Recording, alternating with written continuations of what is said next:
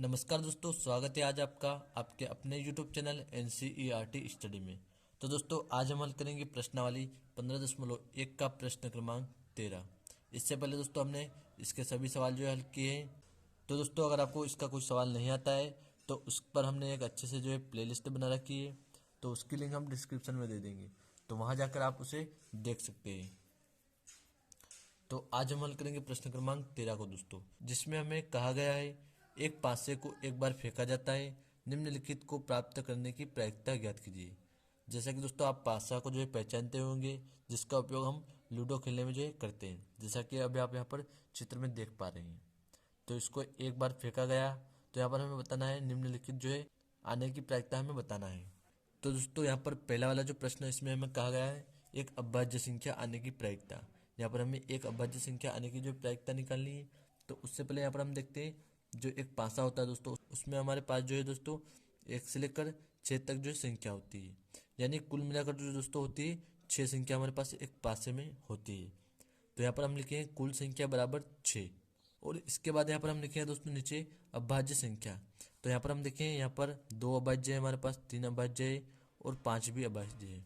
तो इनको हम यहाँ पर लिख लेंगे 2 3 5, और हम गिनेंगे हम इनको 1 2 3। ये अभाज्य संख्या हमारे पास जो है 3 है, इसलिए यहाँ पर हम लिखें अभाज्य संख्या 3। अब दोस्तों यहाँ पर हम नीचे लिखेंगे अभाज्य संख्या आने की प्रायिकता। तो यहाँ पर हम देखें दोस्तों कुल संख्या है हमारे पास 6, और जो अभाज्य संख्या है हमारे पास है 3। तो यहाँ पर हम लिखें 3/6, यानी कुल संख्या को हम बटे में लिख देंगे और जो अभाज्य संख्या है उसको हम बटे से ऊपर लिख देंगे। और अब हम इसको यहाँ पर काट सकते हैं दोस्तों, तो इसको हम काट देंगे, यानी 3 एकम 3 हो जाएगा हमारे पास यहाँ पर, और इसके बटे में 3 दूना 6। तो यहाँ पर जो हमें अभाज्य संख्या आने की प्रायिकता जो है प्राप्त हो जाएगी दोस्तों 1/2। तो इसका जो है यही हमारा आंसर रहेगा। और अब दोस्तों यहाँ पर हम देखें दूसरा वाला क्वेश्चन हमारा, जिसमें हमें कहा गया है 2 और 6 के बीच स्थित कोई संख्या। तो यहाँ पर हम देखते हैं दोस्तों इसको 2 और 6 के बीच स्थित यहाँ पर जो 6 के बीच स्थित कोई संख्या, यानी इनके बीच जो है 3 4 और 5, यह 3 संख्या जो है स्थित है दोस्तों। तो यहाँ पर जो है दोस्तों हम इनके आने की प्रायिकता यहाँ पर ज्ञात करेंगे। तो उसके लिए यहाँ पर हम लिखे हैं दोस्तों 2 व 6 के बीच स्थित संख्या, यानी 3 4 5। तो इनको यहाँ पर हम लिख देंगे, और यहाँ पर हम लिख देंगे 3, क्योंकि यह जो है 3 संख्या 1 2 और 3। तो यहाँ पर हम लिख देंगे 3। और फिर यहाँ पर हम लिखें 2 व 6 के बीच स्थित संख्या की प्रायिकता। तो इनके बीच स्थित संख्या की जो प्रायिकता होगी दोस्तों वह होगी 3/6, यानी दोस्तों यहाँ पर बटा में हो जाएगा हमारे पास 6, और 2 व 6 के बीच जो संख्या स्थित है दोस्तों वह हो जाएगी 3। तो यहाँ पर हो जाएगा 3/6। अब इसको भी हम काट सकते हैं, तो इसको हम काट देंगे यहाँ पर। तो हमें यहाँ पर प्राप्त होगा 1/2।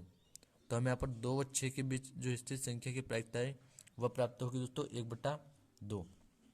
अब दोस्तों यहाँ पर हम देखते हैं हमें तीसरा जो प्रश्न दिया गया है, इसमें कहा गया एक विषम संख्या आने की प्रायिकता। तो यहाँ पर दोस्तों हम देखें यहाँ पर जो हमारी विषम संख्या है 1 से 6 के बीच में, 1 विषम है हमारे पास, 3 विषम है और 5 विषम है। तो इसलिए दोस्तों यहाँ पर हम लिखते हैं नीचे एक विषम संख्या आने की घटना।